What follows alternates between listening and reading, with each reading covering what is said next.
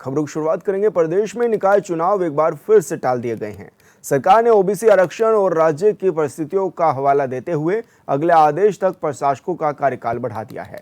इसको लेकर कांग्रेस प्रदेश उपाध्यक्ष मथुरादत्त जोशी का कहना है कि बार बार कार्यकाल बढ़ाकर सरकार ने लोकतंत्र के मुंह पर तमाचा मारने का काम किया है।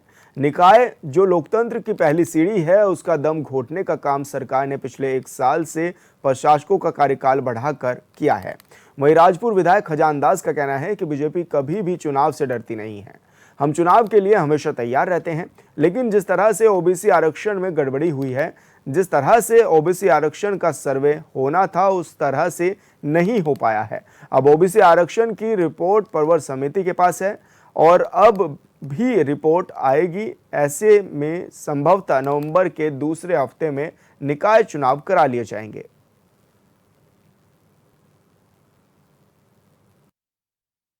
ये आरोप लगा रहे हैं कि सरकार निकाय चुनाव कराने के प्रति कतई गंभीर नहीं है। बार बार कार्यकाल बढ़ाकर, प्रशासकों का कार्यकाल बढ़ाकर स्थानीय लोकतंत्र के गाल पर सरकार ने तमाचा मारने का काम किया है। जो लोग स्थानीय लोकतंत्र में विश्वास रखते हैं, स्थानीय लोकतंत्र को मजबूत करना चाहते हैं, उनकी उपेक्षा करने का काम सरकार ने किया है। और सरकार चाहती नहीं है कि समय पर चुनाव हो। 1 साल हो गया है। नगर निकाय जो लोकतंत्र की पहली सीढ़ी होती है, उसको प्रशासकों के हवाले सौंपकर निश्चित रूप से सरकार ने स्थानीय लोकतंत्र में विश्वास रखने वाली जनता के भावनाओं पर कुठाराघात करने का काम किया है। देखिए, भारतीय जनता पार्टी कभी चुनाव से भागती नहीं। भारतीय जनता पार्टी की पूरी तैयारी के साथ हम लोग हैं, किंतु ओबीसी का जिस तरह से सर्वे हो रहा है और जो सर्वे हुआ है वो सर्वे क्योंकि जिस तरह से होना चाहिए था नहीं हुआ, इसलिए प्रवर समिति के पास अभी दिया गया है। 23 तारीख के लगभग प्रवर समिति अपनी रिपोर्ट देगी और उसके बाद फिर ये बाकायदा अध्यादेश जारी होगा और चुनाव समय पर ही किए जाएंगे। मुझे लगता है कि नवंबर 2nd वीक में या फर्स्ट। देखिए, एक बार फिर से चुनाव को टाला गया है, जिसके बाद पक्ष और विपक्ष में आरोपों की राजनीति भी लगातार जारी है। कांग्रेस लगातार ये कह रही है कि लोकतंत्र की हत्या करने का काम किया गया है, क्योंकि 1 साल का लंबा समय बीतता जा रहा है निकाय चुनाव को लेकर।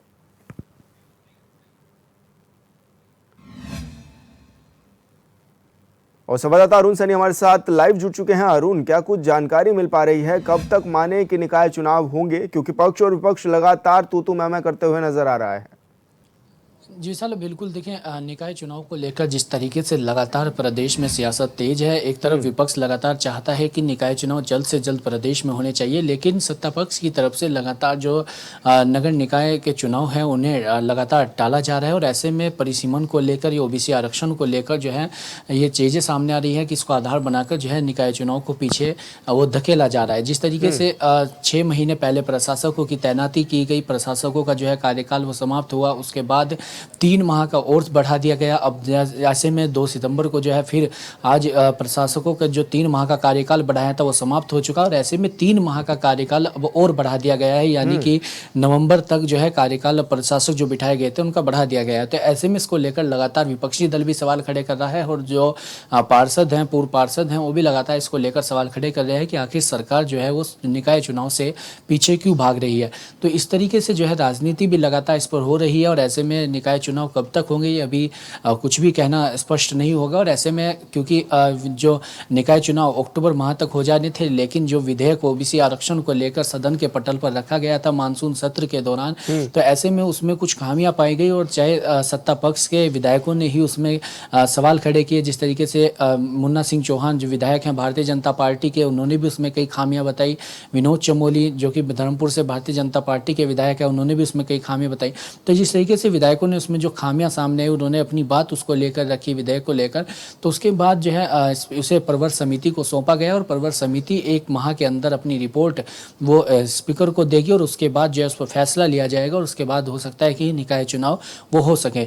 ऐसे में परिसीमन की जहाँ तक बात है तो परिसीमन जो है वो पूरा हो चुका है और देहरादून, पिथौरागढ़, अल्मोड़ा नगर निगमों में जो परिसीमन है वो पूरा कर लिया गया है। और देहरादून की अगर बात की जाए तो करीब 49 वार्डों में जो है परिसीमन की जो चल रहा था उसको लगभग पूरा हो गया है और ऐसे में 51 वार्ड ऐसे हैं जिनमें परिसीमन जो है नहीं हुआ, जिनमें ज़रूरत परिसीमन की नहीं पड़ी, क्योंकि 49 वार्ड ऐसे थे जिनमें लगातार पार्षदों के द्वारा भी ये कहा जा रहा था कि इनमें परिसीमन होना चाहिए और कई खामियां इसमें भी है। तो ऐसे में परिसीमन को लेकर स्थिति स्पष्ट हो गई है, लेकिन ओबीसी आरक्षण अभी भी जो है वो एक आधार बना हुआ है और ऐसे में ओबीसी आरक्षण को लेकर जो विधेयक रखा गया था उसकी रिपोर्ट जब तक नहीं आती तब तक कुछ भी कहना संभव नहीं है कि आखिर कब तक निकाय चुनाव प्रदेश में होंगे। हालांकि निकाय चुनाव को लेकर लगातार सियासत जो है वो तेज हो रही है। अरुण, क्योंकि एक तरफ जिस तरह से विपक्ष भी कह रहा है कि लोकतंत्र की हत्या की जा रही है, लगातार समय पे समय बढ़ाया जा रहा है, हालांकि 6 माह तक बढ़ाया जा सकता था समय, लेकिन अब बढ़ता बढ़ता ये नजर आ रहा है कि कहीं ना कहीं 1 साल तक समय बढ़ जाएगा ऐसे तो ऐसे में विपक्ष की भी जो चीजें हैं वो सामने आ रही हैं, तो क्या माने, क्योंकि सत्ता पक्ष भी ये कहता हुआ नजर आ रहा है कि हम चुनाव से डरते नहीं हैं, तो फिर क्यों इतना विलंब किया जा रहा है? अब क्या माने कि क्या अब आगे की कार्रवाई इस दौरान जारी रहेगी?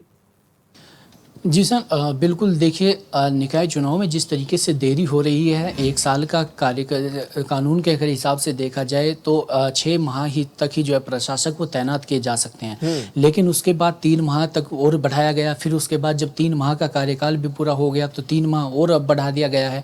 हाईकोर्ट लगातार ये कह रहा है कि चुनाव जल्द से जल्द कराए जाने चाहिए।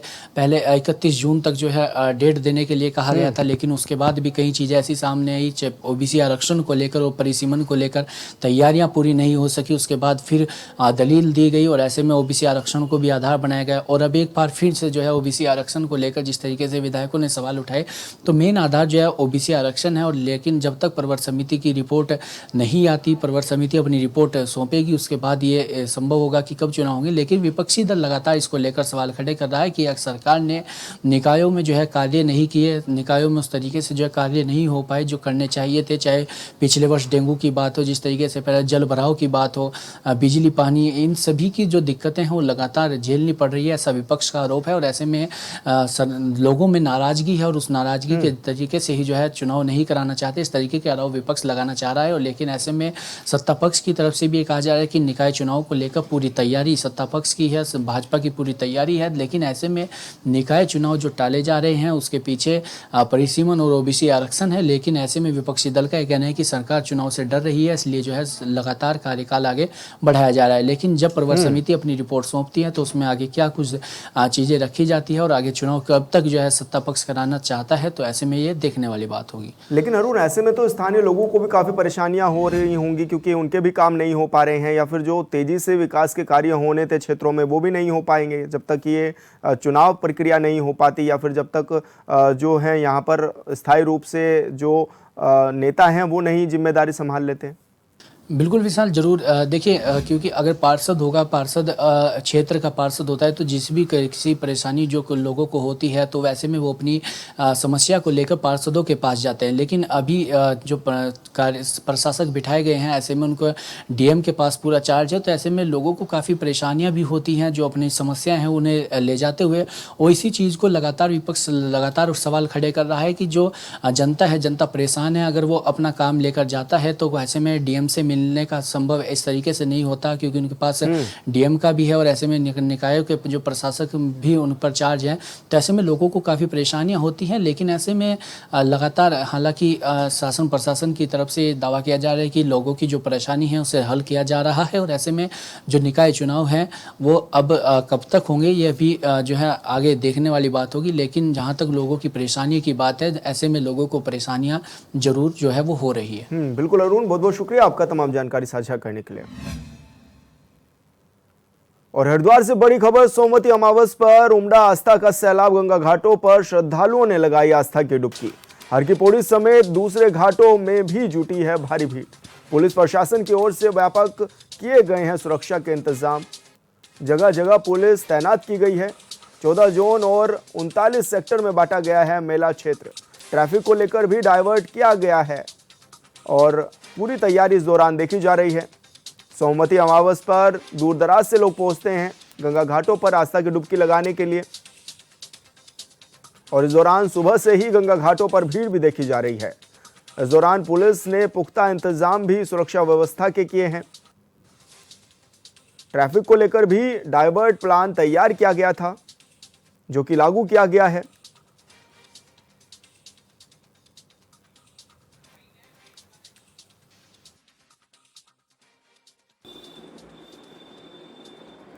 आपके दर्शकों को सोमवती अमावस्या की बहुत बहुत बधाई एवं शुभकामनाएं।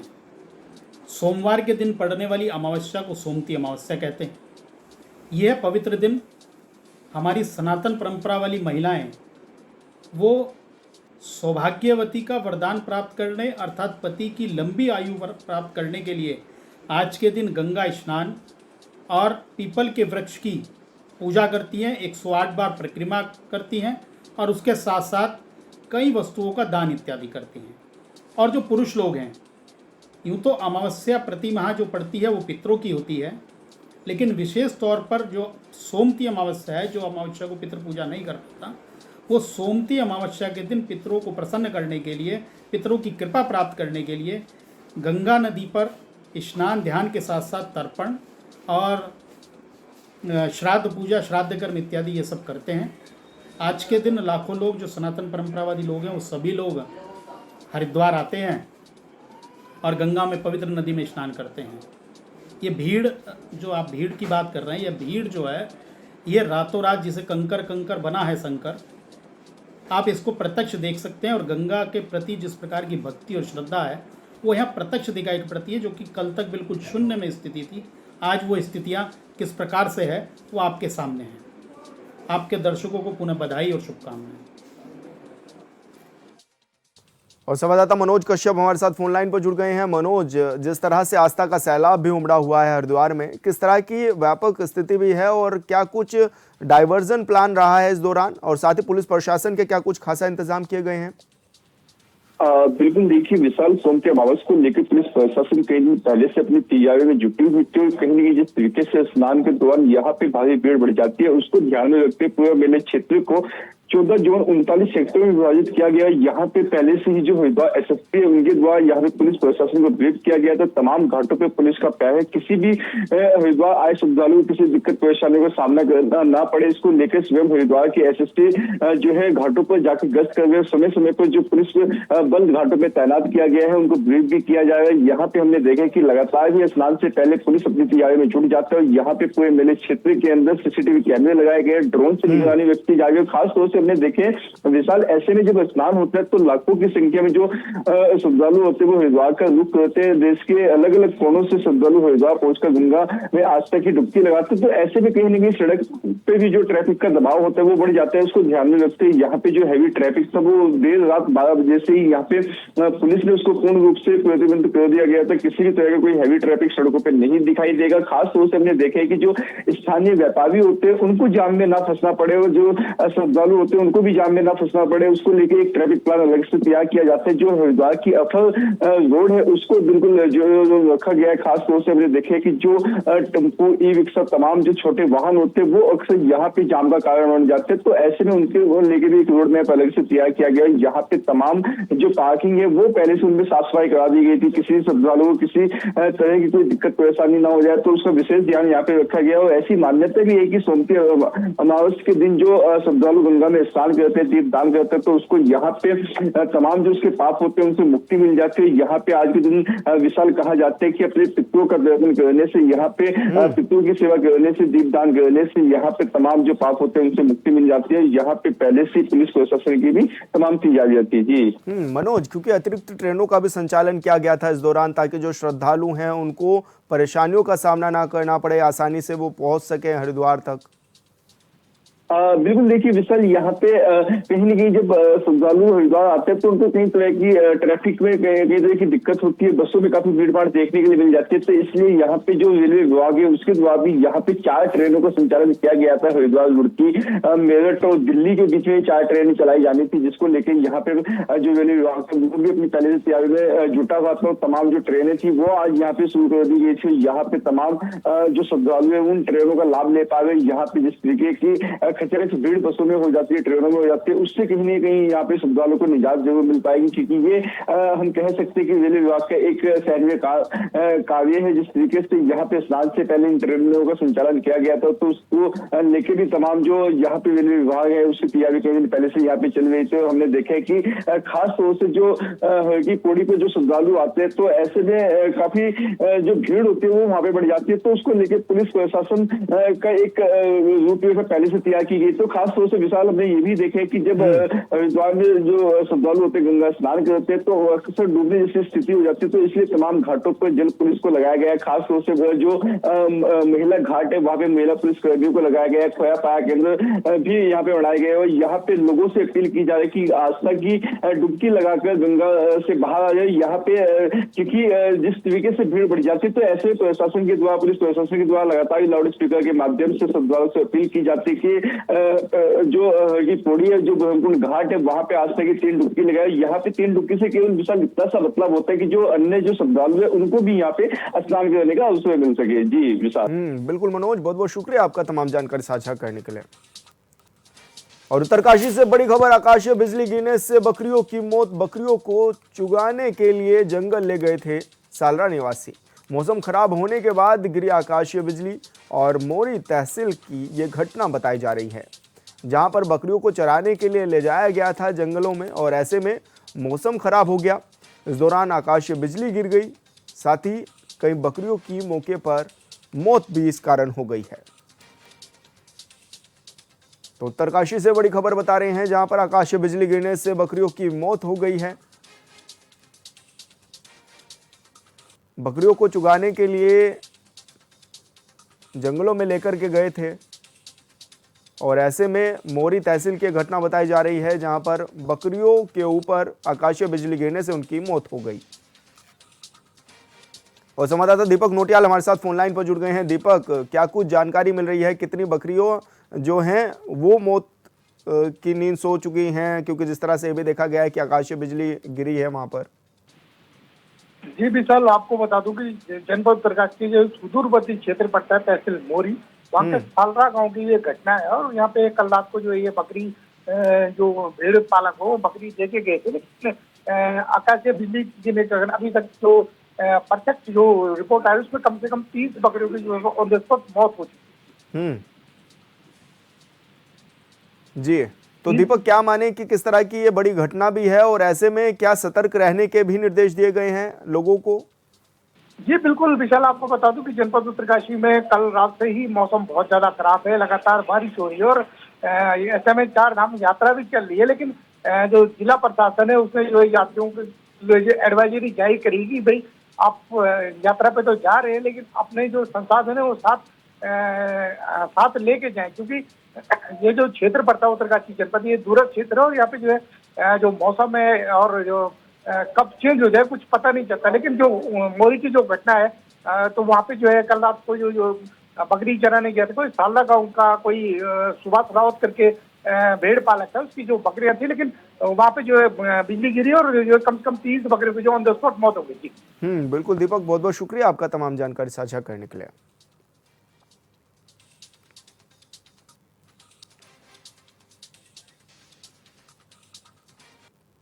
लोहाघाट नेशनल हाईवे बाराकोट के भारतोली और चिरयानी के बीच भारी बारिश के बाद मलबा आने से बंद हो गया है। लगभग 6 घंटे हाईवे बंद होने के बाद मौके पर पहुंचे एनएच अधिकारियों ने मलबे को सड़क किनारे डंप कर दिया है। अब क्षेत्र के जनप्रतिनिधि दीपेंद्र सिंह अधिकारी ने प्रशासन से सड़क किनारे बने मिट्टी के ढेर को साफ करने की मांग उठाई है। उन्होंने कहा है कि मिट्टी के ढेर से सड़क पर दुर्घटनाओं का खतरा बढ़ रहा है। जनप्रतिनिधि का कहना है कि कई बार एनएच के अधिकारियों से संपर्क किया गया है, लेकिन अभी तक मलबा नहीं हटाया गया है।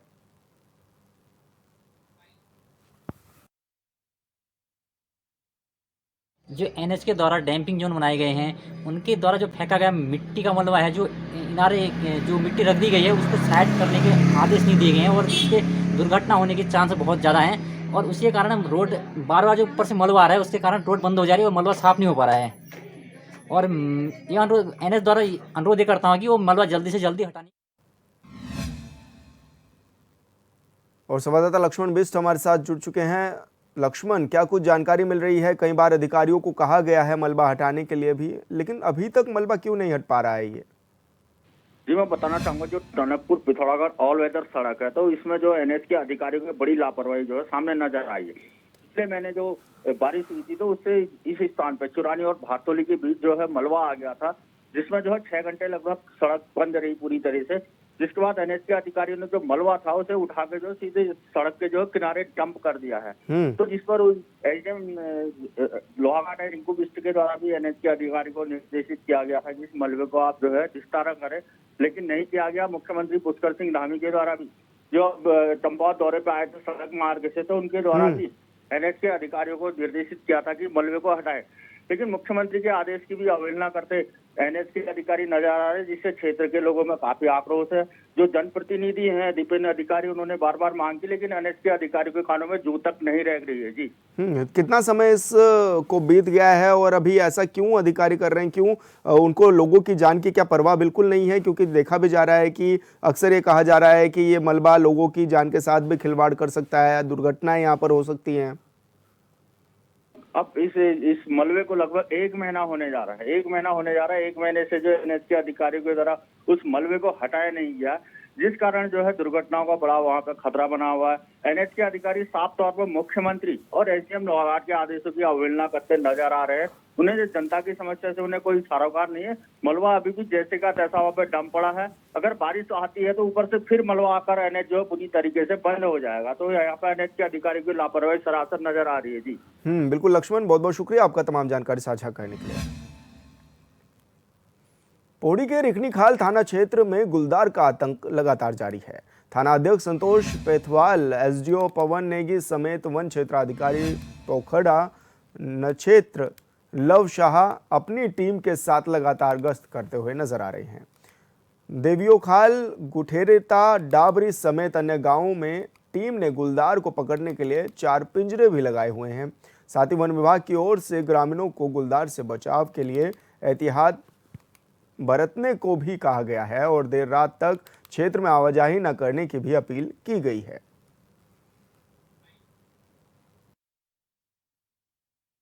सीमा नेगी और आज हमारे घर में बाघ दिखाई गया। घर के ही नीचे बाघ था और प्रतिदिन ऐसे ही बाघ दिखाई दे रहा है। जिस दिन से हमारे गांव में एक घटना हुई है उस दिन से प्रतिदिन हमारे गांव में बाघ दिखाई दे रहा है और हमारा स्कूल जाना भी मुश्किल हो रखा है। हम उस दिन से सिर्फ 2 दिन स्कूल गए, वो भी टेस्ट देने के लिए। फिर रास्ते में भी एक लड़की को, स्कूल की एक लड़की को बाघ ने पकड़ लिया था। मेरा नाम साहिल नेगी है। 19 तारीख को जो हमारे घर में जो घटना हुई थी उस दिन से हमारे घर में बिल्कुल ही डर का माहौल है। हमारे घर गांव सब जगह डर का ही माहौल है और यहाँ जहाँ देखो वहीं बाघ दिखाई दे रहे हैं। पता नहीं एक है कि कितने बाघ हैं, यहाँ बहुत सारे हैं। आज सुबह ही हमारे घर के नीचे दोबारा बाघ दिखाई दिया था और कल शाम को भी दिखाई दिया, कल सुबह भी दिखाई दिया। मतलब 24 घंटे बाघ ही बाघ नजर आते हैं। और हमारे यहाँ गांव वाले स्कूल नहीं जा पा रहे। छोटी छोटी लड़कियां हैं, छोटे छोटे बच्चे हैं यहाँ जो कि मतलब प्राइमरी स्कूल के हैं, वो स्कूल नहीं जा पा रहे। उस जिस दिन घटना हुई उसके बाद से स्कूल नहीं जा रहे हैं।